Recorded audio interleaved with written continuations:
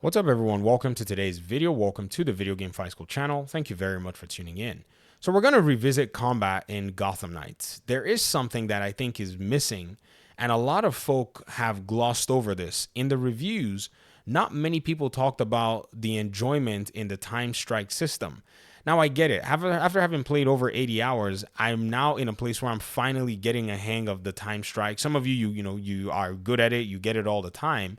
But once you actually dial into it in a more consistent manner, you actually get to enjoy an aspect of the game that you didn't necessarily know was there in the first place. Because the timed and perfect attack system not only gives you, say, the fact that you're able to execute something that requires a little bit of precision, but it also gives you advantages that builds, momentum and speed of your character while you're fighting. And this is something that a lot of people don't necessarily know. The more you're hitting your time strikes, the more your character actually moves faster and can actually move further as well. Also, your perfect dodges that open the door for you to be able to do these attacks can also help you with positioning, which is something a lot of folk also have issues with. So remember when we first started seeing the combat in Gotham Knights, some people said, man, I would wish that when I dodged, I'm able to go ahead and face the character or the enemy that I'm dodging from, like the Spider-Man games. I disagree. After 80 hours in the game, I strongly believe that right now, the way the combat is actually works for the game and a lot of the different aspects of the game. And the reason is because you have your momentum abilities and you have crowd work that is not necessarily timed or it's timed differently than, say, the Arkham games and the Spider-Man game. What I mean by that is whenever, a crowd of enemies actually surround you in Gotham Knights, they actually don't mind attacking multiple at a time, and they do these different attacks that would affect you differently. One of them hits the ground, there's ice. Another one is, targeting you with a drone. You try to dodge from the drone into the ice, you get damaged. So it's chaos. It's so chaotic. I think that's probably what allows for the combat to force you to think differently as you're playing. And then now, not only are you thinking differently, you have to now apply a little bit more precision in your combat system. The critique I have here, though, is that they made the attack button for the light and heavy attack the same button. So it gets a little confusing because this is all about touch, and feedback. But at the end of the day, once you get your mind used to it, you realize that, man, there's so much in this combat system that really does provide a lot of satisfaction once you're able to tap into the slightly deeper layer of the way things have been set up. Whoever the combat designer is here, I want to say I commend their work. I'm somebody who is a fanatic of combat design. I like combat. In fact, the reason I play God of War is for the combat.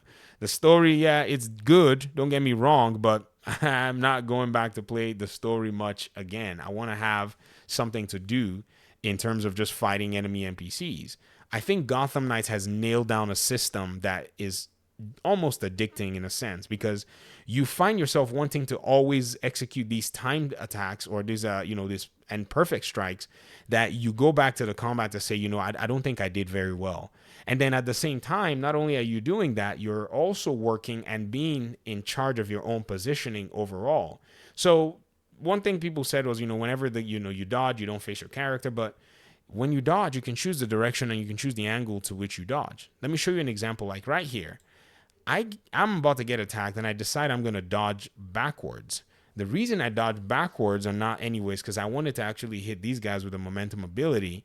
I thought I'd be able to get all of them crowded, but I couldn't. And still, I was able to get two of them in the area of effect. And there's what I did.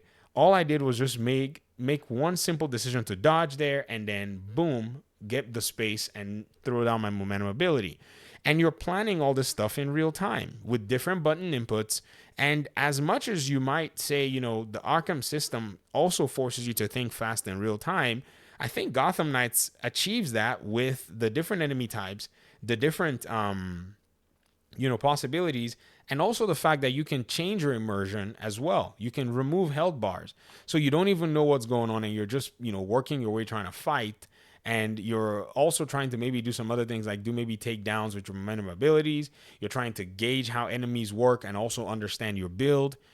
Ladies and gentlemen, I think this combat system actually nails it. I'm shocked, though, that nobody really commended this as one of the better parts of the game in a lot of the reviews. And as some of you have said, and I don't want to be the one who quotes myself, but some of you have said it seemed like a lot of the people who reviewed this game or who first played this game did not understand the combat, nor did they take the time to understand the combat. So they basically talked about it in a very poor light, and it has given a lot of people the impression that the combat system is actually bad. Because from looking at this combat system, I remember when we first started seeing it, everything was like, man, it just seems slow. But then once you start to use it and you start realizing that it's a weighty combat system and you have a lot of different options and a lot of different attacks that you can do with, within the parameters of combat, man, it really takes it to a whole different level. Also, the fact that there's a little bit of patience that's involved. Every time people hit buttons in many games, they want the instant gratification that they can just pretty much hit the enemy at every time. Well, Gotham Knights varies it. If you do a light attack, your first attack is going to be a quick hit. And then everything else requires a little bit of wind-up animation. So this forces you to also make sure that you're not just spamming all over the place and things are actually going well. Games like Sekiro also kind of bring that little, level of precision and level of demand from you to be much more precise in the way you approach your combat. And yes, even though Gotham Knights is not it's different from Sekiro anyways, I think this is what really makes a combat system fun. Even God of War, for those of you who even follow or watch the, much more seasoned God of War players, you're going to notice that they do things that the regular person cannot easily do because you think about it, those things are not easy in terms of inputs and so on and so forth. So when you consider it, you realize that, man, this is definitely something that, in our world today, I think that's something that games need to continue to push the envelope. This combat system pushes the envelope. I don't care what anybody says. It takes its own approach, and it doesn't seem like it cares much what anybody else thinks. It's just doing its own thing. But anyways, I just wanted to go ahead and point out these little things here in the entire conversation surrounding Gotham Knights and its combat. And I was wondering if you guys would be willing to share your thoughts and your experience on how you came about the Perfect Strike system and how you've been leveraging it and using it in your combat, and if it's satisfying to you or not.